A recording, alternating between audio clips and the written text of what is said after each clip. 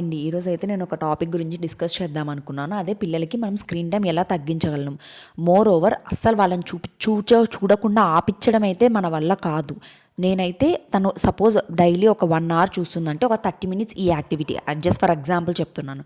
ఇట్లా మనం చిన్న చిన్న యాక్టివిటీస్ చెప్తే వాళ్ళ మొబైల్ ప్లేస్‌లో ఇది చేస్తారు అని చెప్పేసి.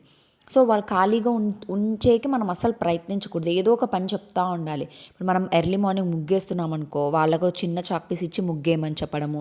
మనం ఇల్లు తుడుస్తుంటే చిన్న మాప్ ఇచ్చి ఇల్లు తుడచమని చెప్పడం. కసు దొబ్బుతుంటే చిన్న పొరకిచ్చి తనని ఒక చోట దొబ్బడం అలా అనమాట.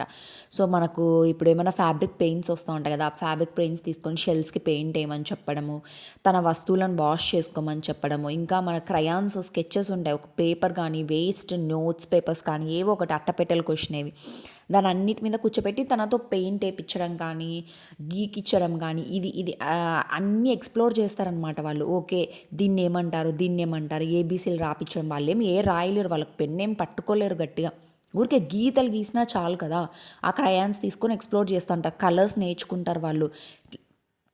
ఇదేమి అని చెప్పి మనం చెప్తా ఉండాలి. ఇంకా నెక్స్ట్ వచ్చేసి మనం కూరగాయలకి వెళ్తే ఆ కూరగాయలు అన్నీ పోసేస్తాం కదా, ఏ కూరగాయలు అవి సపరేట్ చేయమని చెప్పడం, ఈ కూరగాయల పేరేమని తనకి ఎక్స్ప్లెయిన్ చేయడం. సో ఇంకా మనం పూలు కొయ్యడము అట్లాంటివన్నీ చిన్న చిన్న యాక్టివిటీస్ చెప్పాలి.